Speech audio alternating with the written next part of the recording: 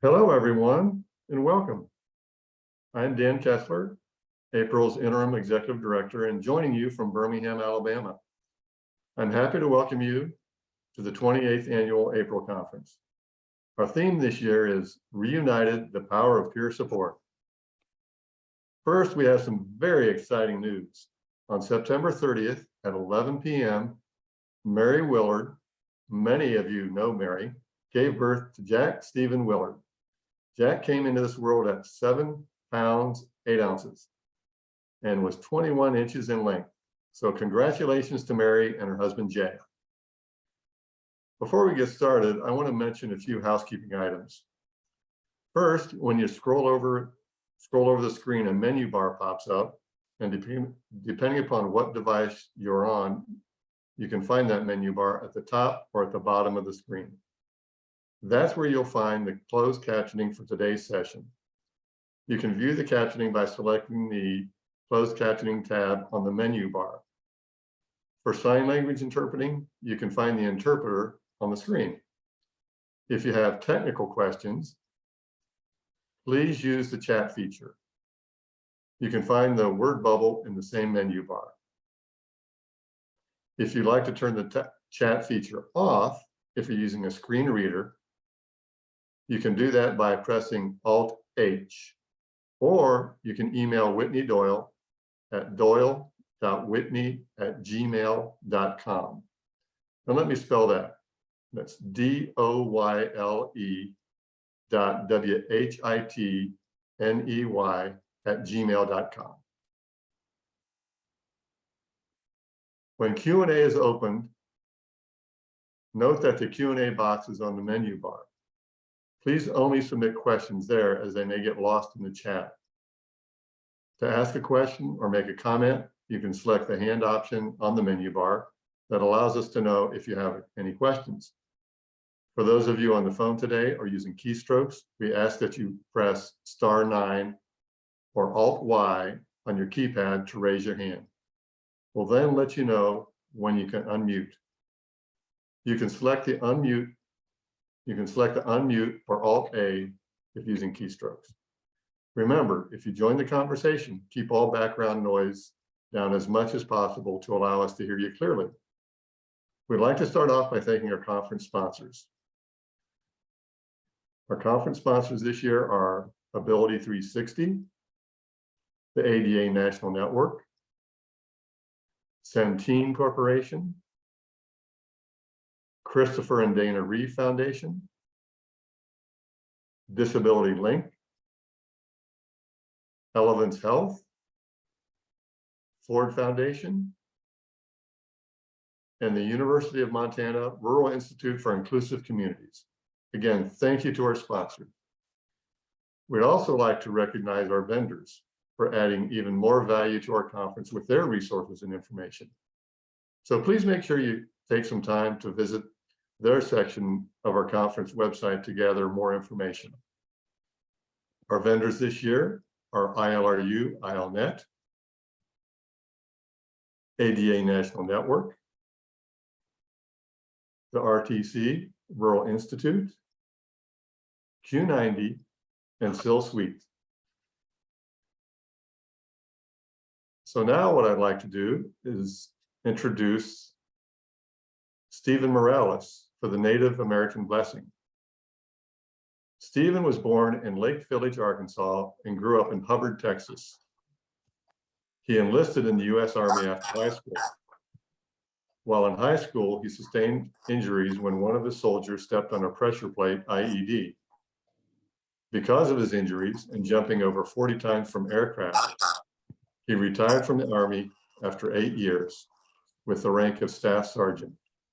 His awards include Purple Heart, Army Achievement, Army Good Conduct, National Service Defense, and several other medals. After being injured in Iraq, coping with PTSD was very difficult until he began working with different types of art mediums, both as a form of therapy and to preserve his culture through art. Stephen is the co-chairperson of the American Indian Center of Arkansas and a member of the Cherokee Nation of Oklahoma, as well as a descendant from the Oglala, Lakota, Sioux, and Ketchikel nations. We're honored to have him start off our conference this year.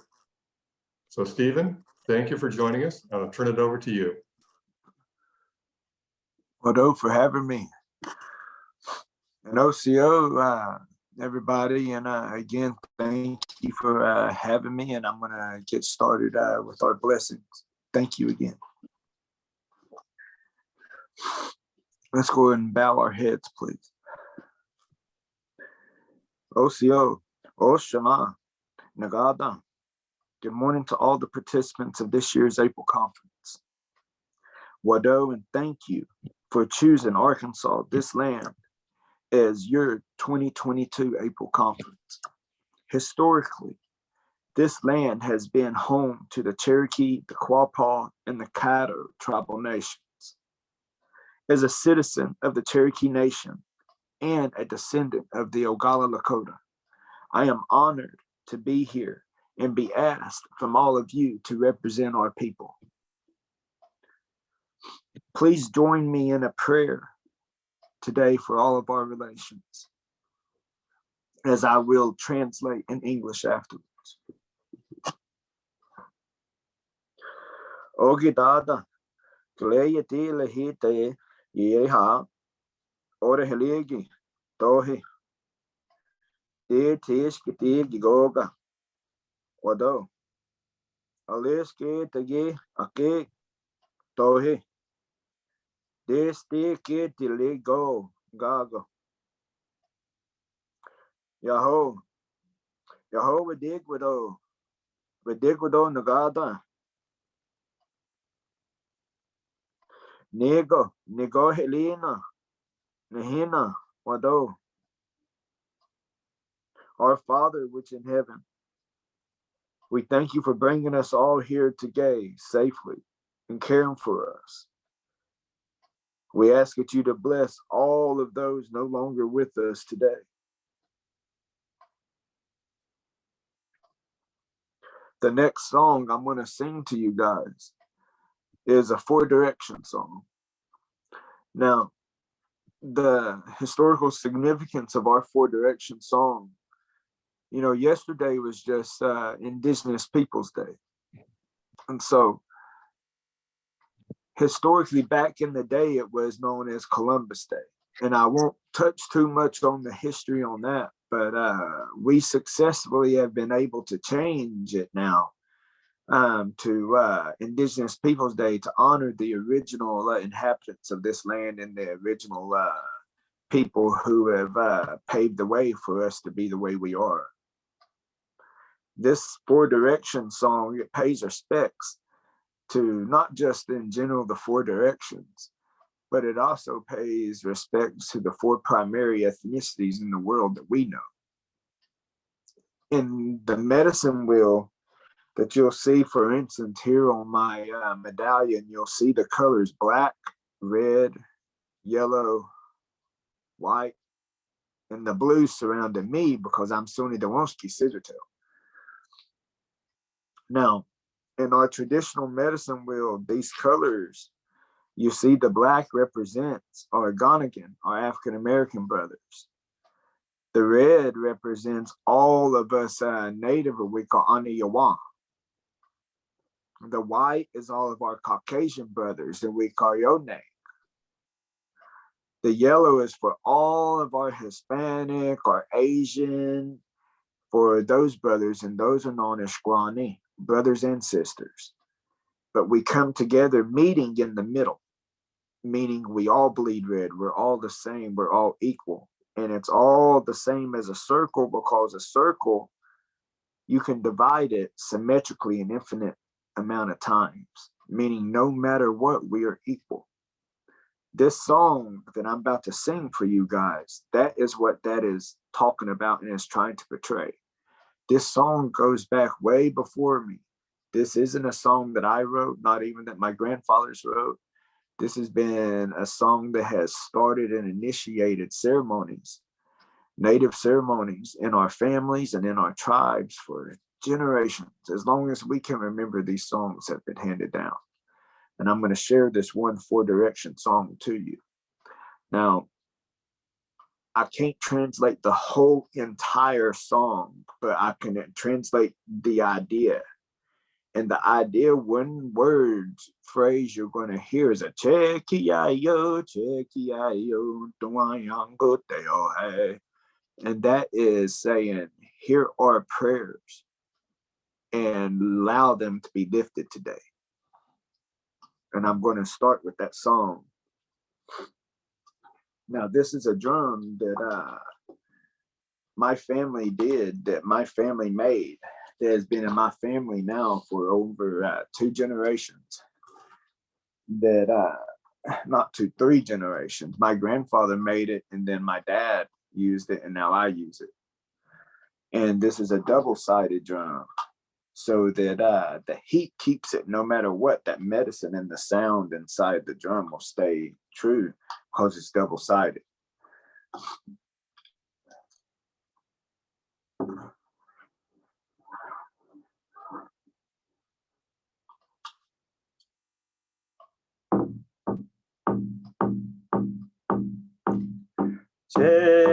Chekiayo, chekiayo, chekiayo, tuayangoteyo hey. Hale otake hendu anyoni tongashia kakuyo kego teyo hey. Chekiayo, chekiayo, chekiayo, tuayangoteyo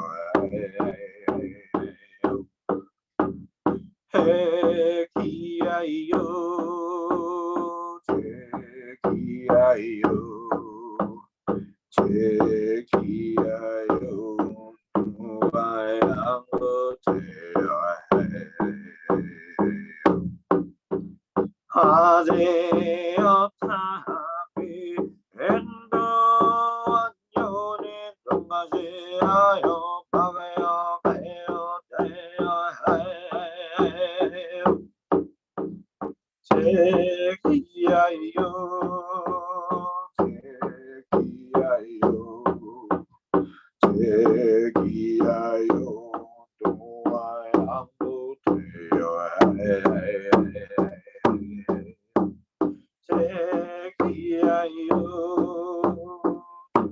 chekiayo, chekiayo, tuayangoteyo Otaman sanse endo anyo edro hai etole hello teyo hai chekiayo chekiayo chekiayo tuayangoteyo chekiayo,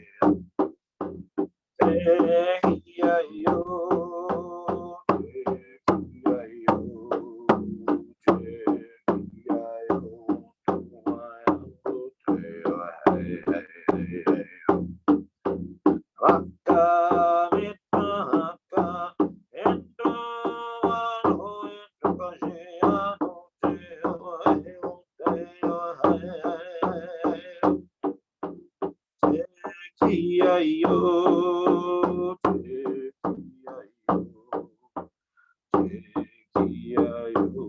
tuayangoteyo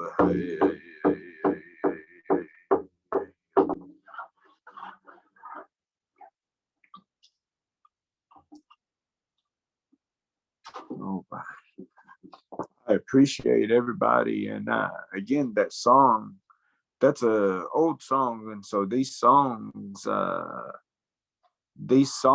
whenever they're done, that's what starts a lot of our ceremonies and sets the tone to make sure that whatever energy people are bringing to an area whatever, it could be negative, whatever people are dealing with. Sometimes we as individuals, that's what we are, is we're individuals. So we each are dealing with things. And so we each have our own energy. And those energies that we have mean that we bring all this different energy uh, to one table. And so these songs are meant to make that energy just even out, so that there's nothing bad, but then there's nothing good either. It's neutral, so that anything can happen. And so I appreciate you all. And I appreciate y'all having me from the bottom of my heart. Thank you so much.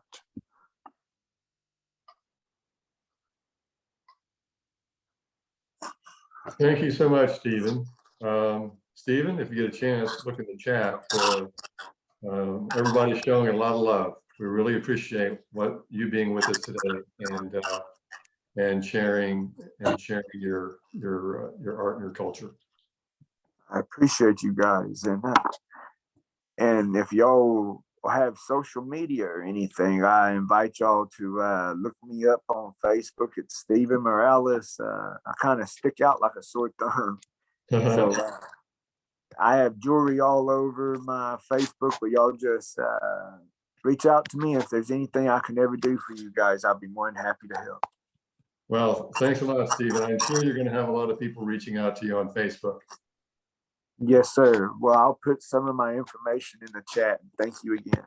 Okay, and this has been a wonderful way to open up this year's conference, having you with us. Thank you guys sincerely for having me, and whatever. And y'all have a great rest of your conference. Okay. We'll talk to you later, Stephen. Yes, sir. So again, thank you, Stephen. And at this time, I have the pleasure of introducing our board president, Kimberly Tussaud. Many of you know Kimberly, and Kimberly is the executive director of Able, South Carolina, a Center for Independent Living. And so at this time, what I'd like to do is turn the floor over to Kimberly. Hey, thanks so much, Dan. Hi, everyone. I'm Kimberly Tussaud. I am the proud April board president. And in my full-time life, I'm also the president and CEO of Able South Carolina, which is a SIL serving half of South Carolina. And I'm also a wife and a mother of a 12-year-old boy who will most likely be in the IL movement, running our movement eventually. My visual description: I am a white woman in my 40s with short blonde hair. I'm wearing a blue shirt and tortoise shell eyeglasses.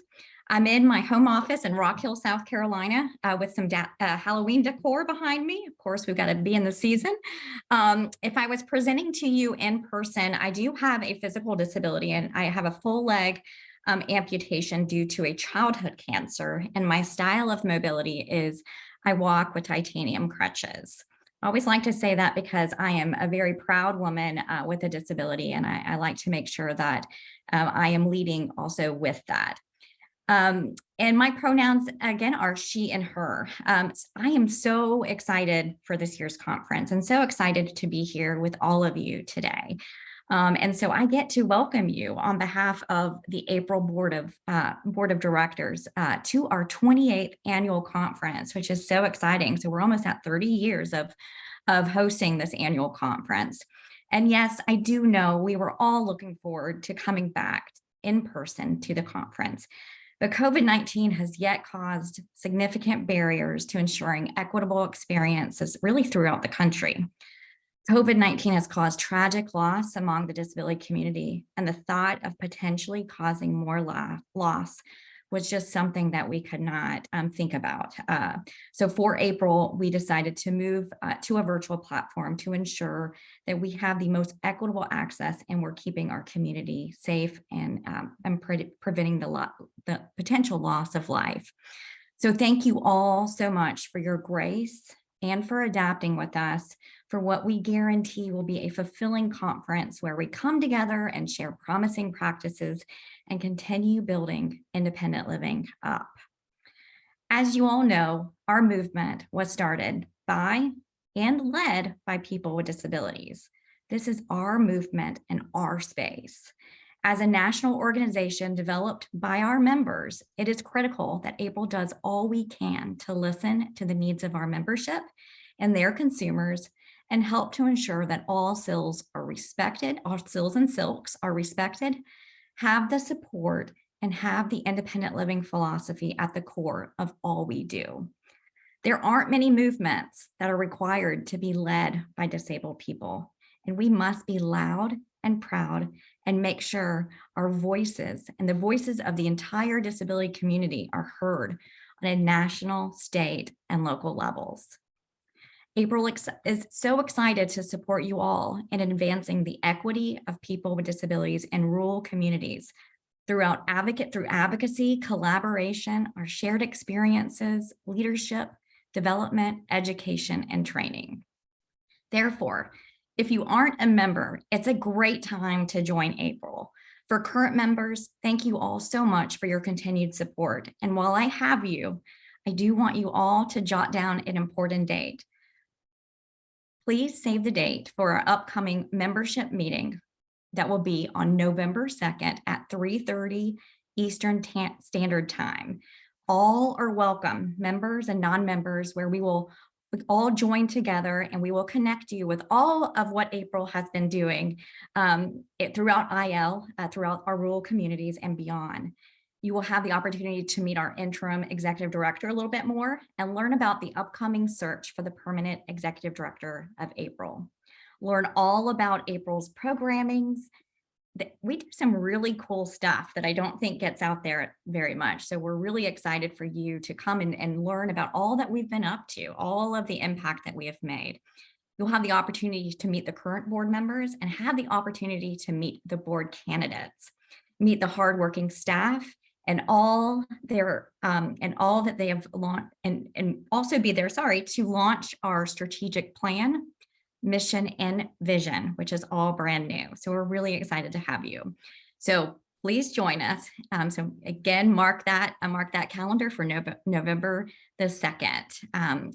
After the meeting, we will also open up voting for new board members and some changes within our bylaws, but please keep a lookout for a registration link for the meeting, which should be coming today or tomorrow. So keep an eye out for that. I'd also like to take the time to thank all of our April staff and all of our board members. We have been very busy this year and they have all been rock stars. April is stronger for every one of them. And I appreciate the dedication and the hard work and the love that they put into April and strengthening our movement. And now I'm going to change the tone slightly. As we continue growing our organization and our movement, we can't thank those who came before us enough. And this year, well, really the last couple of years have been so hard on our community. But I do want to recognize the IL families whom we lost this year. If we miss anyone, please make sure that we honor them in the chat. Sarah, can you show the slides?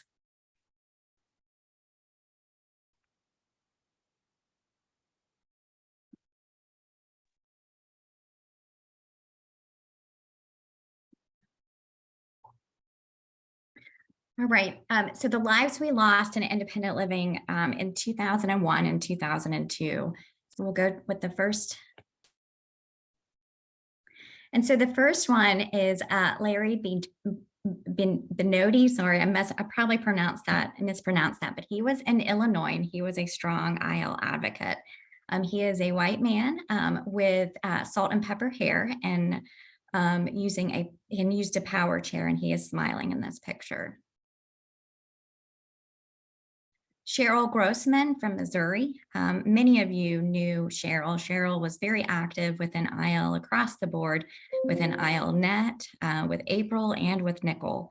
Cheryl was a strong advocate who did our community really well and represented us very well. She is a white woman that was in her 40s, and she had brown curly hair, and in this image, she was standing in front of some greenery.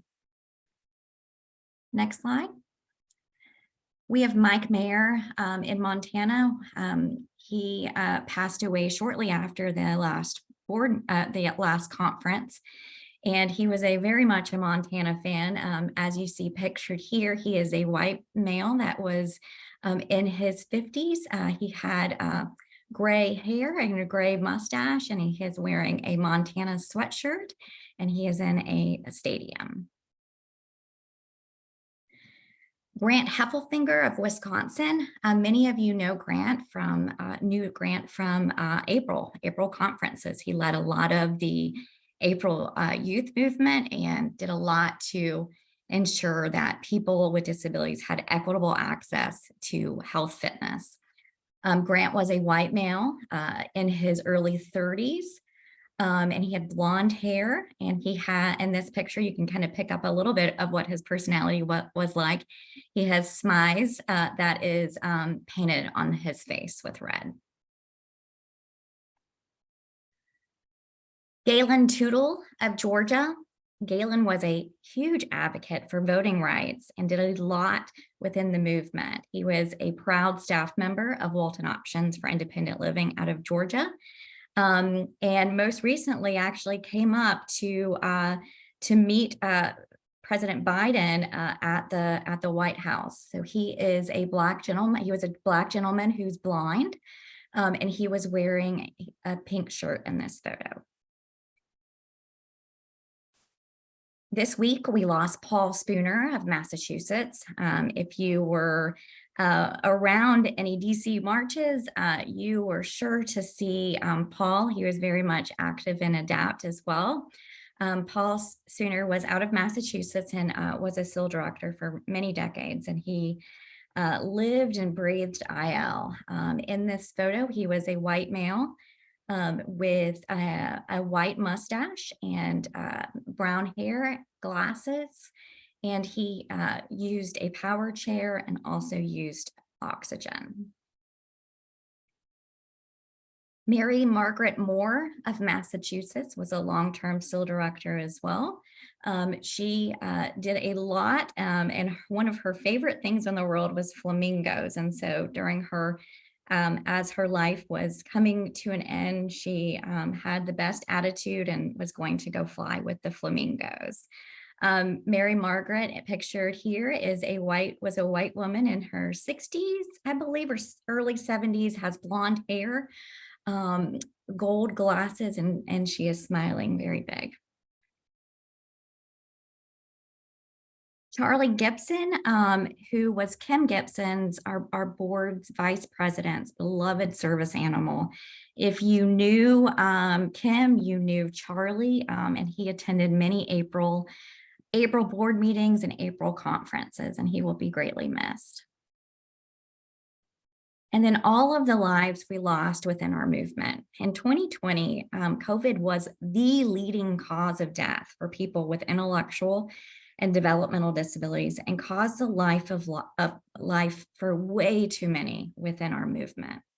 So please take a moment to remember them and all that they have done for the movement, and will continue, their work will continue doing for us.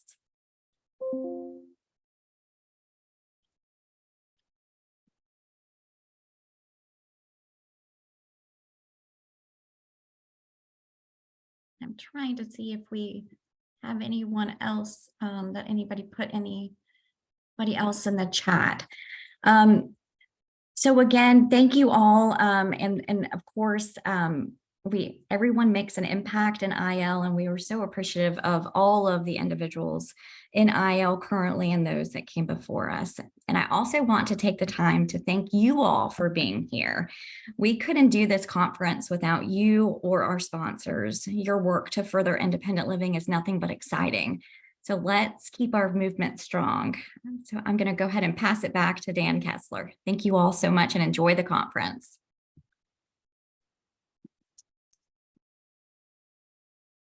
Thank you so much, Kimberly. What I would like to do at this time is to turn this over to Sarah Goldman. Sarah is the chair of our Youth Steering Committee. So Sarah? Thanks, Dan. Hi, everybody. I am so glad to be here. I'm going to give you a brief image description of myself. I am a white woman with medium brownish hair. I am wearing a black shirt and I am sitting in my power wheelchair. So just like Kimberly, I do identify with a physical disability. I have cerebral palsy, and so I use a power wheelchair for my daily mobility. I also use she, her pronouns. I am currently our Director of Administration and Youth Initiatives at our Florida Independent Living Council down here in Tallahassee, Florida. So I saw a couple Florida people here. Glad to see you all. And I have also spent this year volunteering as the Youth Steering Committee Chair, which I have enjoyed every minute of. So if you are a part of the Youth Steering Committee, drop it in the chat. I just want to give a shout out to all of you that have volunteered your time every month to come on our executive committee that has helped put this week together. We couldn't have done it without you all. So I just want to take a few minutes and talk about what to expect for this week. We kicked off our Youth Steering Committee conference last night. We had about 42 youth online, which was amazing. We had Shane and Hannah Burkaw, who also known as Squirmy and Grubs. They did our keynote speech last night, and it was just a great time to talk about all the issues of independent living, being an interabled couple, and all their funny stories about the ableism that they have faced. Tonight, we are going to have a game night online. So we might be playing some Jackbox, Apples to Apples, maybe doing some Kahoot. And we are going to call tonight Games and Grub. So grab your dinner, grab your snacks, depending on what time zone you're in. And we will be playing some games online tonight. Tomorrow, which is Wednesday, we have our youth roundtables. So the Youth Steering Committee is going to partner up with April's Lead On Collaborative participants. And we are going to be leading 4 breakout rooms. So the topics are going to include disability representation in the media, education, disability history, and employment. So you're going to get to join a breakout room, talk about some of the issues that people with disabilities are facing in these areas and ways that we can advocate for change. So that will be tomorrow night. Thursday, we have our virtual dance party. So I know we couldn't be in person, but who says you can't still have a dance party, even online? And our theme this year is going to be IL on Mars, so space theme. We're going to be singing, dancing, maybe even doing some karaoke. So if you look under the youth page on the April website, there is a song request form. So if any youth have any songs that they would like to request for our playlist on Thursday, feel free to send us your requests and we will be playing them on Thursday night. And then lastly, Friday night, we're going to have our closing session. We're going to hear from Mike Beers, who is a longtime friend of April and just an incredible supporter of rural disabled youth. So after that, we will have a question and answer time with us as a Youth Steering Committee Executive Board, and also find ways for you all to plug in if you are youth, and ways that you could even run for an executive position next year. Our youth conference is every night, so it's 7 p.m. Eastern time, 6 p.m. Central time, 5 p.m. Mountain time, and 4 p.m. Pacific time. I think I got that right. So if you're East Coast time, 7 to 8:30 p.m. each night. I also want to thank the Ford Foundation for being a huge sponsor of this year's youth conference. Any attendee under the age of 30 got to come to the youth conference for free, which has never happened before. So not only do the youth get to come to the youth conference for free, they also get a chance to come to the full April conference with no charge. So we're really grateful for the Ford Foundation and their generous donation to the April conference this year. And with that, we've also been able to put together some swag bags. Those have not been mailed out yet. So any youth that has registered will be getting a box of just fun April swag items, as well as a gift card for dinings that can be used for Games and Grub tonight or just later in the week during the conference. So be on the lookout for a gift card that will be emailed to you. If you need anything throughout the week, please feel free to reach out to Abby Ritter. She is April's Youth Advisory Specialist. Abby, maybe you can drop your email in the chat. We also do have a Discord channel, which I know April staff is going to talk about in a few minutes, but we have a whole youth channel on Discord, so feel free to jump in and hang out with us. We'll just be having some good conversation and chats throughout the conference. So I am so excited to see so many youth registered this year. I look forward to meeting all of you this week during the youth conference. And with that, I will turn it back over to Dan.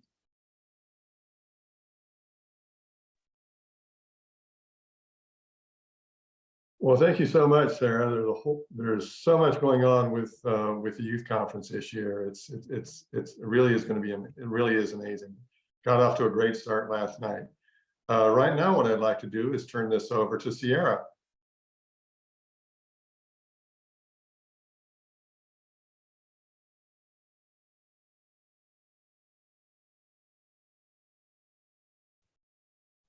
It helps if I unmute. Hey, everybody, I'll try it again. I'm Sierra Royster. I'm the Director of Innovation with April. I am a white woman with brown hair and glasses on, and my pronouns are she, her.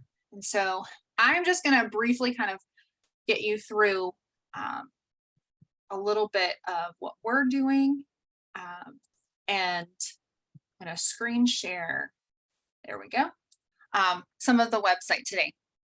So I'm hoping that you'll be able to see the website good and know how to navigate it by the end of this. So if you've made it this far and you are on, you clearly have made it to the website. There's a couple of things we just want to highlight for you today. So the tabs are across the top of the page. The agenda tab, that's where you're going to find each day's agenda. If you've got here, clearly you made it to the welcome. Yesterday's recordings are already up there, so please go check them out if you weren't able to be there for the whole pre-conference day. I do just want to let you know, so each session has its own page. So once you click into a session, you can find what it's about, the time and date, login, so where to log in for it, and then all the materials. We have materials provided in PDF, a PowerPoint, and a plain text version as well. And then you can also learn about your speakers in the bios below. So this is just one example of the many presentations that we have this week. I do want to draw your attention to just if you see a peer support group listed, those sessions are going to be in the meetings platform, and they actually will not have the recording shared. So if there's something you're like, I don't know what I want to go to, all sessions will be recorded and added to this website and will be up for several months. So you'll have some time to go back and check it out. The peer support sessions will not be added to the website. They will be recorded, but just for the back end use, we actually won't share those. And the hope is that you can speak freely and openly in those sessions and really kind of connect with one another, and not feel like, oh no, somebody's going to go back and see what I'm saying or look at what I'm saying. So we want you to connect with individuals that are in your same position or maybe sharing the same experience that you've had. And so we encourage you to join those sessions. So the Peer Coordinator Connect is just one example of the many peer sessions that we have throughout the week. I'm not going to go too much into youth, but the youth tab, Sarah covered it beautifully. So the youth tab is on the next side over of the agenda. We also have our vendor booths. So if you heard Dan list our vendor booths today, that is the tab where you're going to be able to find out all the information you need to about our different conference vendors. And we also have our conference sponsors. So not only do we have the conference sponsors, you can see that we also have just a little blurb about them. And we also have the links. So you can go check out who they are and learn a little bit more about them if you desire to. So we thank them, of course, for supporting everything that we've done. And don't forget to show up on Friday. We have some great honors and awards that we're going to be giving away. Our Earl Walden Award, which is our Pat Chambers, and then Linda Gonzalez, which is Wednesday Jones, and then our other honors that we'll be discussing. So those can be there, or those can be found there if you'd like to go check those out as well.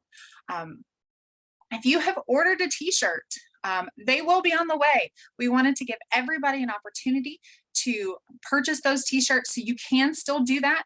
I know it says pre-order, we'll change that. The pre-order is before you get it. So if that's something you're interested in, please go check those out. We have our Youth Day, Youth Conference t-shirt, which is Everybody, Every Mind, and the Every Mind is in different colors. And then there's images of different abilities across the top of the Every Mind, with everybody at the very top having letters that are in like Scrabble tiles. And then the main April conference t-shirt is the Power of Peer Support April Conference 2022 that encircles two hands holding each other into a heart. And those are all in rainbow filled letters and shapes. So we hope that if you're interested in that, check that out. We also just want to direct you to connecting with us on social media, and then the hashtags to use throughout the week, and then join us on Discord. This is a place that you can, right here, you can go right on this page on the Connect Online, and right there, if you have made your Discord account, you're like, what do I do now? This is what you do. You go and join here, and that will connect you with our channel, so you can become part of the conversation, whether you're in a session, out of a session, or before the session. So we hope that you can connect there.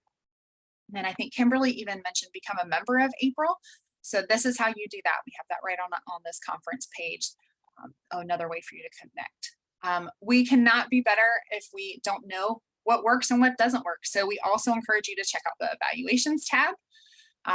There is going to be one that pops up for all breakout sessions. So you have it right there immediately when you're done. If for some reason you can't, or you forget to fill one out, we ask that you just go back and spend some time doing that. At the end of the conference, we will have a general session, one that goes over our welcoming, our keynote, and our closing, and just overall what you liked and didn't like about the conference. That's the only way that we can continue to improve what we're doing for you all. I also just want to take a moment. We're going to go more into this, and I'm sure there's going to be more names we add throughout the week, but the many thanks for everybody that has helped us and run all the different background pieces to make this happen. Bill Cochran, which many of you have already met through email because he got you logged in here. And then our Kaborski with Sunglasses, Able, South Carolina with Michael and Alyssa, and several of the other staff, I'm sure, helping with some of the back end pieces. And then if you are a presenter, you know Rebecca Williams and Danny Housley, because they did our accessibility presentation for presenters this year. And I just really thank you. I think it's really changed a lot of our accessibility knowledge. This week, this is a really important, this is the last tab up there, the info and help. So you have, who do I contact when I have an issue? If you have payment issues, that's Alyssa. Login issues, user issues, you might not, but if a coworker does, Bill's gonna be that person for you. Technology issues, if you just can't get something to work this week and we can't troubleshoot it in the actual meeting, Whitney Doyle is also gonna be, she's one of our board members, and she's gonna be helping us out, trying to help you troubleshoot that. The conference chat room, that's that Discord again. Mel's and Abby are going to be the one helping navigate that if you have questions. And if you're a presenter and you have any questions, please reach out to me and I'll help you the best I can. So the Zoom access tips, you'll hear in the scripts over and over this week, keystrokes and things like that, to know how to navigate the chat or mute and unmute. If you need to check on any of those tips, or maybe it's a new one that you haven't heard, or maybe there's one that you didn't hear that you should be hearing, send us those. We get these Zoom access tips from you all. And so that way you can have that access. And then any questions that you have for the virtual conference of how to find stuff now or in the recordings later, that can all be found there. And then there's that button for that Discord as well. So we thank you all for joining us. We're so excited to have you with us. There's one more thing I think I wanted to mention. At the top of the attendees page, we have some QR codes there. You can go right into going to get registered to vote if you are not already registered. So please take some time to do that. We did put that on there because it's right around the corner, and we want to make sure that everybody is registered. But I think if nobody has any questions, I guess I'll be good to go. And then if you do, you know all the contacts on there for where to go.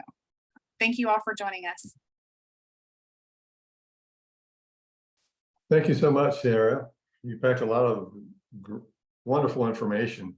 And so you find probably just about any resource you need regarding the conference on our website. I would like to add that we do have one other sponsor, and that's the Arizona State Independent Living Council, or the Arizona SILC. I want to thank you so much. I want to thank Arizona so much for your support. And so at this time, I have the great honor of introducing our keynote speaker today. And I know many of you were expecting that Jill Jacobs was going to be our keynote speaker, but unfortunately, Jill isn't feeling too well today, and so is unable to join us. And so, of course, Jill is the Commissioner of the Administration on Disability. So Jill does send her regrets, and she truly wanted to be with us today and misses the opportunity to connect with us. So maybe sometime in the future, we will be able to connect with Jill. But representing Commissioner Jacobs today is Erica McFadden, who many of you may already know. I'm going to read Jill's bio, provide you some more detail about Jill, and then go through repeat some of the housekeeping matters, and then turn the floor over to Erica. So it's great that Erica could be with us today. As I said, I think many of you already know Erica. Erica is the director of the Office of Independent Living Programs with the Administration for Community Living. And so she's, which is under the U.S. Department of Health and Human Services. Erica has over 25 years of experience with advocacy in the disability community. And most recently, Erica served as the director of the Arizona Developmental Disabilities Planning Council. She served as the SIL director for LINC Incorporated in Illinois, which highlighted for her the importance of the IL movement. She has presented at numerous conferences and published academic articles, book chapters, policy briefs, and reports on disability with special focus on governance and empowerment. She holds a PhD in public administration and policy from Arizona State University, and a dual bachelor's degrees in business administration and Spanish from the University of Texas at Austin. And she also has cerebral palsy.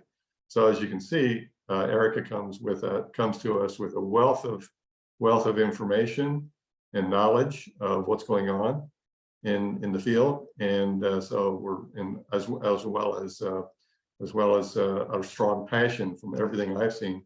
Erica so far, Erica has a very strong passion for what we're doing in independent living. So I will again repeat some of our housekeeping instructions before turning it over to Erica. There will be a Q&A time at the end of the presentation. So during those times, note that the Q&A box is on the menu bar. Please only submit questions there, as they may get lost in the chat. So we want to make sure we don't lose your questions.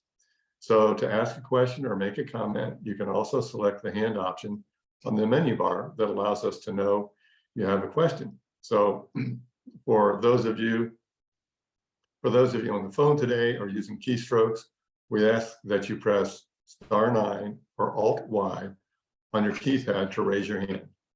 We'll let you know when you can unmute. You can select the unmute option or Alt-A if using keystrokes. Remember, if you join the conversation, please keep all background noise down as much as possible to allow us to hear you clearly. So now I have the extreme pleasure of turning the floor over to Erica. Erica McFadden. Thank you, Dan, and good morning or good afternoon, wherever you are. It's nice to see so many familiar names in this conference today. Thank you so much for asking ACL to present. I also want to thank you, Dan, Sierra Royster, Mary Willard, the board of directors, and the April staff for putting together such a fantastic conference. It looks like it's going to be a great couple days.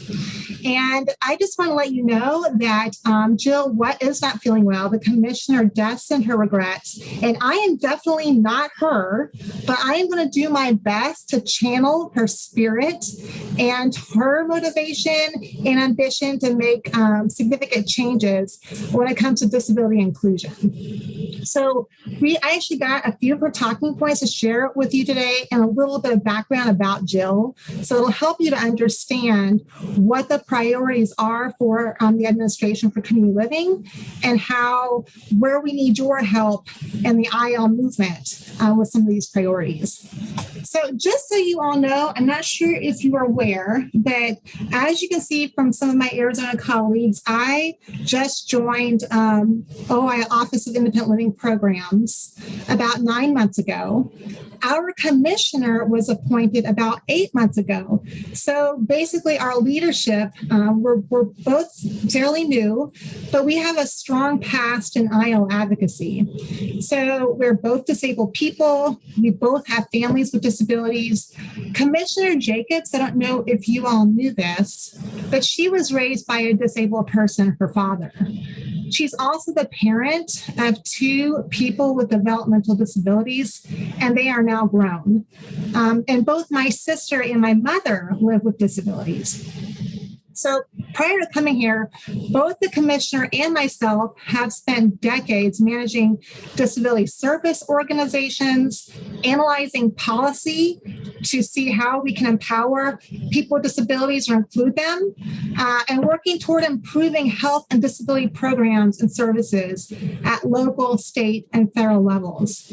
We have also done a lot of grassroots work, advocacy, activism, organizing protests and marches, getting arrested. Well, okay, so that last one, so that's Jill. She is a force and she's our commissioner. She did all those things. I only participated, but she has a lot of experience in advocacy. She has been an Army spouse for 20 years and did a lot of work with Army Exceptional Family Member Programs.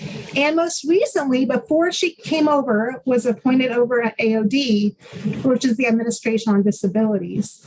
She was the executive director at a Center for Independent Living, the Independent Center of Northern Virginia. And I was the executive director for Lincoln Belleville for about 10 years ago. And, before I go on, I forgot to do the visual description of myself. So for those of you who can't see me, know who I am. I have blonde hair. I'm wearing glasses. I have a black jacket on. I have a blurred background, and my pronouns are she and hers. So going back to our backgrounds and disability, Jill has done a lot of work with disaster rescue, recovery, and relief for people with disabilities. And she did home and community-based case management for 17 years under Medicaid waivers, specifically in Virginia. So I just wanted you to all be aware that all of these experiences contribute to the priorities that we have at the Administration on Disabilities. So we all are different advocates than we were decades ago. So 25 years ago, the commissioner was really involved in advocacy around schools and education. This is before IDEA. Her children were young, and she wanted them to live inclusively and be educated inclusively and have opportunities to attend school and be with their peers, to have the chances to learn in the same environments that their non-disabled peers learned in. She knew there was opportunity and promise there for her kids and for everybody else's kids. She was more of an in-person advocate then. She used to stand outside PTA meetings with a clipboard and go to school board meetings, passing out flyers. She'd sit in IEP meetings and seethe and cry and cuss. And back then, I didn't even know at that time that she was doing all that I even had rights until I discovered the Centers for Independent Living. So our tools change over the years as our knowledge grows. We have so much available to us now. We can access information, meet people, build support, create communities. So much easier now than we used to. I mean, look at this today. We're meeting virtually across the country. And that is the biggest element for being successful in advocacy, building communities and collaborating, no matter what tools you use to do so. It's finding people who understand you or connect with you on some level. It doesn't have to be exactly the same, but if you can find commonalities and come together and coalition build, those are really crucial components of advocacy and the key to change making. So I want to talk briefly about ACL's work, where we've been, where we're headed, and maybe you'll see some places where you all might want to take action or get involved alongside of us. So where we've been? Well, we all know the last few years has been horrible We experienced a pandemic, and we know how hard it's been for all of us. We know very well that it has been way harder, disproportionately harder, for our segment of the U.S. population, people with disabilities and their families. But we worked at it. We worked through it together as a community and as people with disabilities. We spoke up, we collaborated, we built coalitions, we created new relationships. We expanded our network and developed whole new systems to serve people with disabilities in ways we never imagined.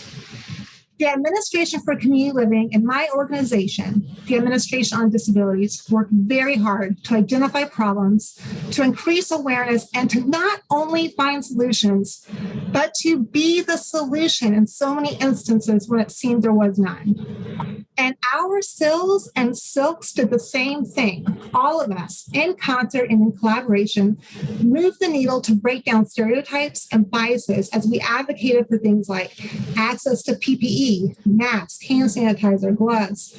Remember those early days? It was horrible. I mean, there's a lot of advocacy going on. There were fights, there was maneuvering, and then there was worrying about having access to medical care and ensuring people with disabilities could have a family member or friend with them in the hospital, not as a visitor, but as an advocate, as a voice. Then we all fought for access to vaccines for people with disabilities and their caregivers and supporters, especially those of us who get those services in the community. We have learned and changed so much in the past few years. And as we come out of COVID, we are armed with information, knowledge, experience, and relationships we didn't have before. At ACL, over the last few years, and in partnership with our network, with organizations like yours, we have led national and local conversations that drove efforts not only to ensure equitable access to vaccines, but also to a broader set of needs for people with disabilities during the pandemic. Some of these were around data and making sure that people with disabilities were and continue to be seen, valued, and counted in research, in human service and health settings, and in life. It was around access to healthcare and actually being valued enough to get care in hospitals during COVID and not be pushed aside or pushed away. About being able to have access to mental health and well-being, building community networks online and getting services and information to people virtually in order to combat isolation. And we saw the huge need in caregiving, pushing through some very trying times and facing now an even greater caregiver crisis like never before.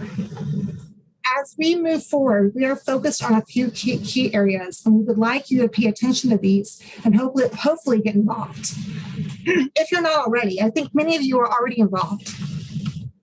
Okay, the first one is caregiver crisis. We all know the direct workforce crisis is a huge, huge issue, and it's affecting our ability to live independently in the community. As you all know, the ability of older adults and some of our people with disabilities of all ages to live in the community in the settings of their choice and to participate fully in community life is often dependent upon the availability of services and supports provided by a workforce of direct care workers. This workforce includes people identified by a range of different job titles, including, some states are called personal care attendants, home health aides, direct support professionals, and others provide similar supports. While titles, required skills, and responsibilities differ, all direct care workers require adequate training and support, compensation, and opportunity for career growth, and broad recognition of their value in the long-term support system. The current shortage of workers and the frequent turnover not only compromises the ability of our older adults and people with disabilities to live in the community, but it can also compromise their health and safety. The need for direct care workers is huge now, and this need is projected to grow significantly in the next decade as the number of our older adults increases.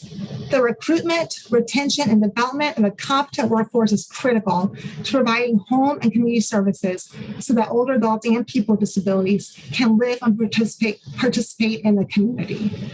So, in response, ACL will be announcing within the next few weeks the award of a $6.5 million plus grant that will support the establishment of a national technical assistance center designed to strengthen the direct care workforce.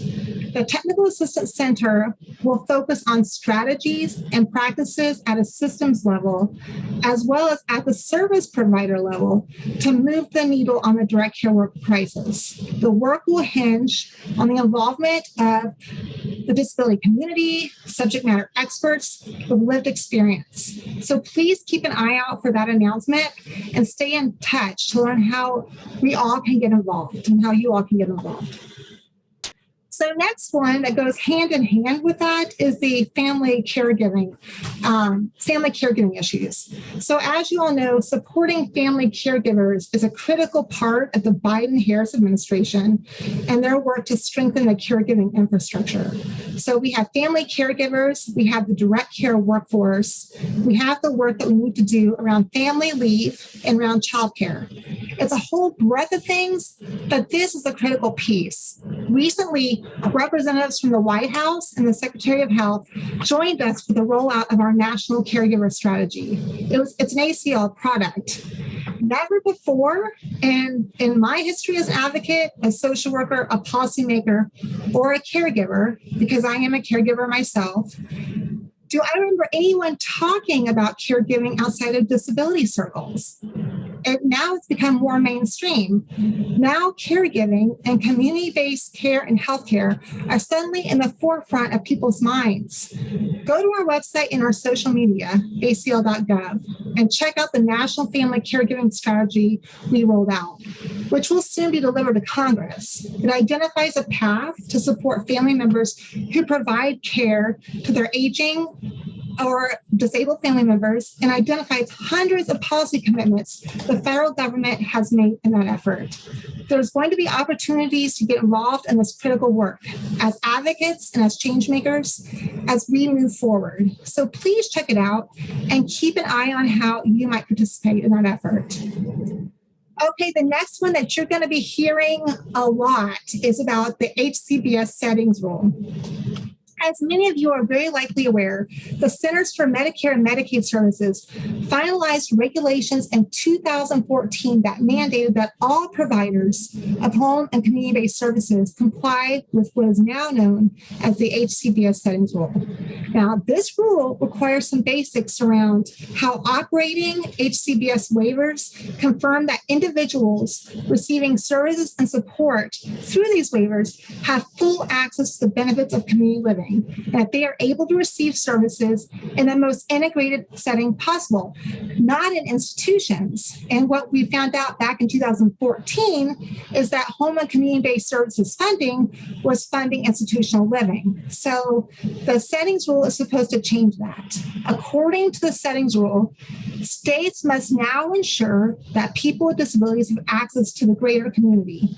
And they define that as including opportunities to seek employment and to work in competitive integrated settings, to engage in community life, to select service settings from among different setting options, including non-disability specific options and private unit and residential settings, to control their resources and receive services in the community to the same degree as individuals who do not receive Medicaid HCBS. So with this rule, we are talking about some really basic rights that people with disabilities should have access to, and for years have not experienced. I mean, these include such things as having a lock on your door where you live, being able to get food when you're hungry, having a choice of what you want to eat, determining when you want to have visitors and who can visit you, how you might want to decorate your own space. I mean, these are basics. And this is something that many of us don't even think about, but they are rights that some of our community is not being given that are being paid with HCBS funding. So I ask that you get involved in the home and community-based settings rule process. We have several trainings coming up that you can participate in. We've got one at this conference on Thursday at 1:30, which is Eastern time. Another one is on October 31st that is sponsored by NASILC, the National Association of State Independent Living Councils. It's also sponsored by April. You can go to ACL.gov to learn more about it, or a good one our Facebook page for posts about these trainings, or go to april-rule.org for information on the conference where you can attend a workshop virtually.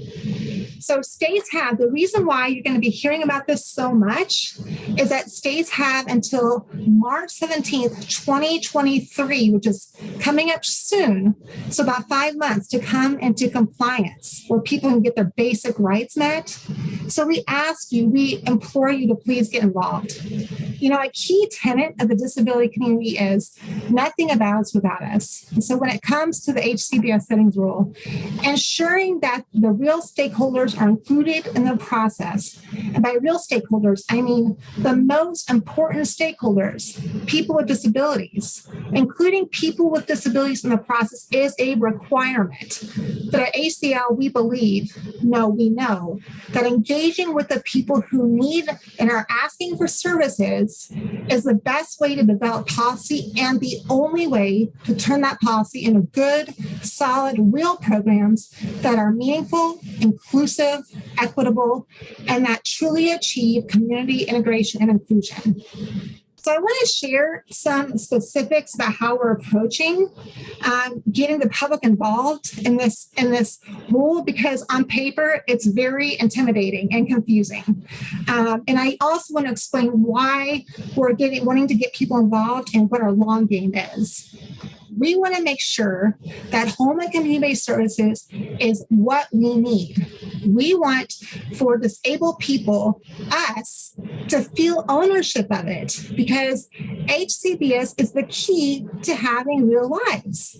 To that end, we hope to educate, inform, and create a large community of people who understand what HCBS is really supposed to be about: home, community, living our best lives. And so what would living our best lives look like? What kind of tools, supports, services are needed to get our best lives? What are the mechanisms, the systems in place to deliver those supports and services? Something about ACL that you all might not know is that even though we are a federal agency, we are dedicated to advocacy, to the concept of change, and to the truth that change comes from people. So we want to inform, engage, and give people the tools needed to be part of the process. We would like to see a cadre of knowledge-filled advocates engaged fully in making that change happen. And we hope to see numbers of participants grow and grow and advocates. I'm pretty sure most people here today are a lot younger than me, but back in the 70s, when I was a little kid, there was a commercial. It was a shampoo commercial. And there was one person, and she told two people, and she told two people. And so in a few seconds, the whole screen was populated with people who knew this shampoo was awesome. I'm not sure if it was PERT or what it was, but it's one of those things where it just takes a couple people to start a revolution. So we want to inform, engage, and give people the tools needed to be part of the process. So I know this might seem kind of naive, and to the real policy folks, maybe a little silly, or the grassroots folks, maybe even basic. But I also know that this collaborating, building, educating, coalition building are the basics of change making. And we can see system change if we participate. So we see advocacy around the HCBS settings rule as a starting point to all the work you're already doing. We hope to catalyze individual level engagement and public comment periods for the settings rule, but more broadly, for any state or federal program that provides programs and services for people with disabilities. And we are not just talking about it, we are funding it. Our hope is that ACL's networks, all of you are networks, and the people with disabilities with whom you engage every day can be boots on the ground. You know these settings and you know the people in them because you are also the people in them. You are the collaborators, the coalition builders, and the change makers. It's early days yet to talk about the results of this new focus on public engagement with ACL, but I'll tell you that the energy and interest we've seen, particularly in states that are engaging in heightened scrutiny site visits with CMS, it's been immense. We're learning really important things from folks on the ground about their experiences related to how the settings rule is being implemented or not being implemented.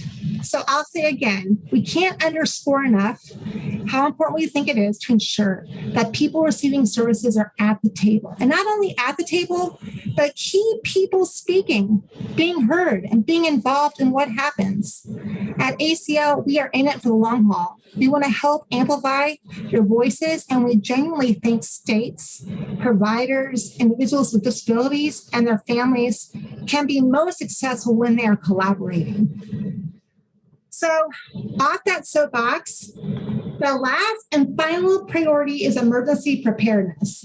Okay, and I know this has been a burgeoning area that a lot of our CILs and our state independent living councils have really been focusing on. And it has been a priority for our commission, with all of her work around emergency preparedness. And, with climate change, we know that weather-related events will become even more severe over time.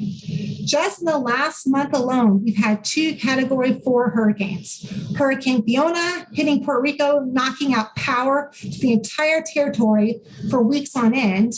And Hurricane Ian wiped out entire areas of Florida with massive flooding from the storm surges, killing over 100 people. So ACL has been engaged in inclusive disaster response and emergency preparedness for quite some time now. But we know that many of our CILs are actually doing the local work to ensure our disability community is safe through these crises. In August, I'm not sure if you know this, but we hired on board a man by the name of Edward Ahern. He is our new project officer, but he joins us from the Federal Emergency Management Agency, FEMA. He served there for several years as a disability integration specialist. He was there when the flooding happened in Houston. He helped to ensure FEMA programs met the needs of people with disabilities before, during, and after disaster. He has extensive knowledge of CILs and has worked with them in various capacities throughout his career, including as a CIL director in Suffolk County, New York. He has experience on the expertise on the resources and connections that CILs and CILs should be aware of. And currently, he is our support for states that are undergoing crises. However, we hope to tap into his knowledge to provide trainings to the CILs and the CILs that are interested in this work.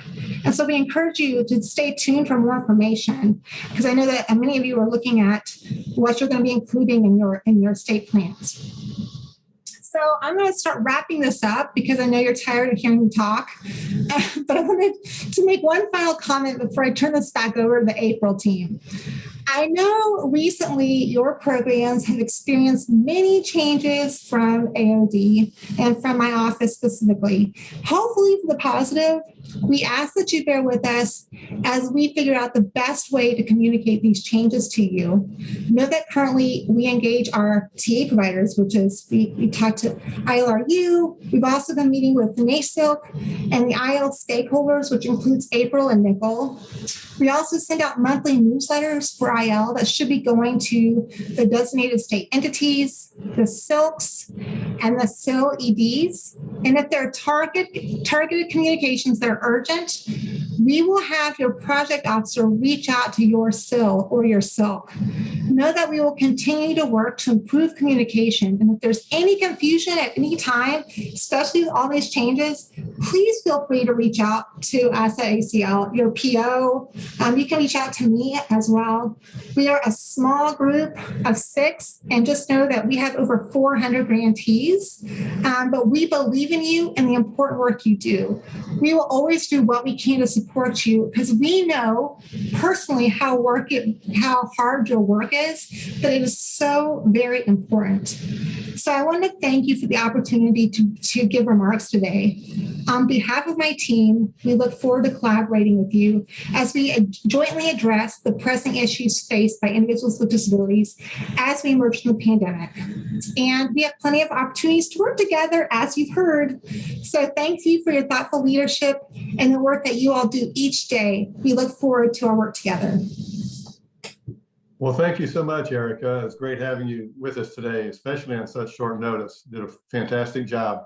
Would you have time to take some questions? Of course, I may or may not be able to answer them, but I'll try. Okay, that's all we can ask. So If you do have any questions, please do enter those. We have about, I guess, maybe 10 minutes or so. But and if you have a question, please enter it into the Q&A section. And you can also raise your hand too, and we can unmute your mic. And raise your hand. Yes.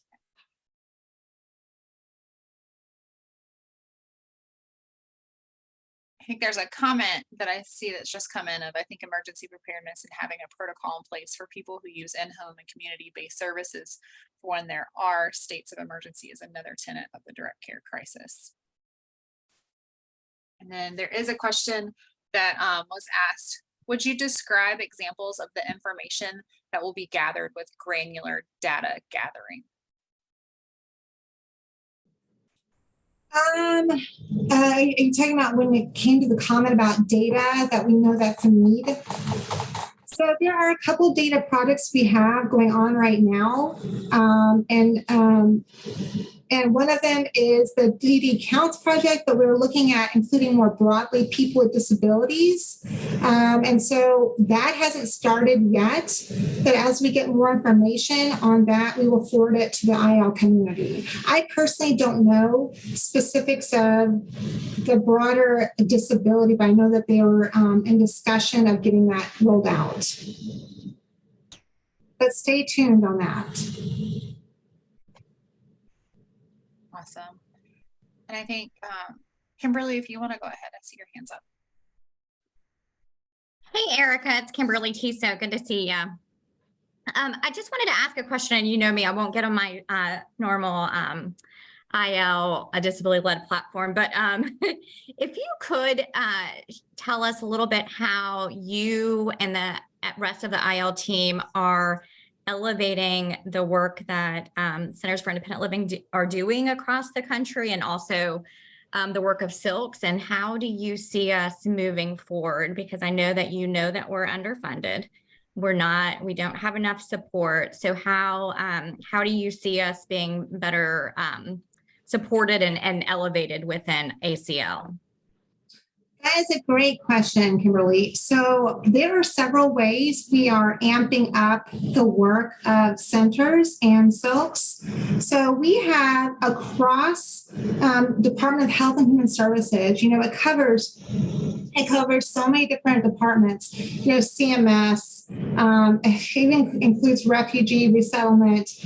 And then we also do our work with Department of Education and Housing and Urban Development. In all those spaces where we're doing cross-agency and even outside agency work, SILs are brought up as they need to be at the table. If there's a funding opportunity, make sure they're included. If there is a TA opportunity, make sure they're included as an example. And so they keep hearing it over and over again. And it's not just in a meeting here or there. It's become more systemic. And there's multiple members of the ACL team who are fluent in the work of the IL community, and they bring it up all the time in these different spaces. So why we are doing that is because that we recognize that the funding that's coming out of the Rehab Act, the Part C and the Part B funding, is very limited. And we appreciate that. I mean, we lived it. I totally understand how you try to do your best you can to make lemonade out of lemons. But that's why we're trying to have these separate conversations with different agencies and their funding opportunities, because we want you all to have the ability to be able to come in, even be prioritized, to be able to have outside funding to be able to help you. Even when we're providing TA to states, especially under our Housing and Services Resource Center, we talk to them about, so how do you work with your SILs in these state agencies? And they're like, who are the SILs? And we have to tell them who they are, because we want them to be able to work with you to be able to start funding, institution transition activities, for example. So every time they see me, they're like, oh, she's going to bring up Centers for Independent Living and Silks. But it's not just me, it's become more systemic. I find myself sitting on meetings with different agencies and they're bringing it up without even knowing I'm there. So, this has been going on for a short amount of time, but I can tell you that there's traction and hopefully you'll be seeing more opportunities coming forward that SIL's can be involved in so that you can start increasing the revenue or, that you're bringing in to do more services to people with disabilities. So hopefully that helps. And I have to tell you, we're finishing up our annual report that we did for you all this past year. And we were going to put pictures in there and hopefully you can use that annual report as well to help also for you all to ask for funding to show the importance of centers, that you're part of a national movement, which funders like to see. And so once we get that out, we'll forward it also to you all so you can use it for your fundraising efforts. Awesome. Thank you, Erica. We have one attendee that has their hand up. Go ahead and you can unmic or unmute, really. Oh, Erica, this is David Carey. How you doing? Hi, David. Good. Good to see you again. Hey, See you too. you mentioned about the home-based community services. Is there going to be some, are you guys working on that? Or going to be some funding, a different funding stream for that? Or what's going on about that? You mentioned it earlier. Yeah, I just kind of want to make sure I understand it correctly. Yeah, I think the priority is that there's a push for this administration to pay direct care workers more and to offer them a career path under these HCBS waivers. If that ever gets through Congress, I know it's failed before, but it's more and more an issue now. I know specifically the things that we can control at ACL is this action around the HCBS settings rule. And the reason why we're making it such a focus is because there's so much limited funding for the waivers that we want to make sure that people are actually having their basic rights met that are funded through home and community services, and they're not living in many institutions. So we can do that at ACL. I know the administration is trying to raise money for Medicaid HCBS services, but that's been a whole different issue. Okay, thank you very much. Thank you. Thanks. I think those are all the questions or raised hands that I see. Okay, thank you for the interpreters. I'm sorry, I was talking so fast. I just saw the note. Thanks for keeping up or trying to. And thank you all for having me today. I really appreciate it. Well, thanks so much, Erica. And we look forward to this continued dialogue with you, you and the administration. So some very important news and information that you shared with us today. And again, I'd like to thank you for being with us again, especially on such short notice.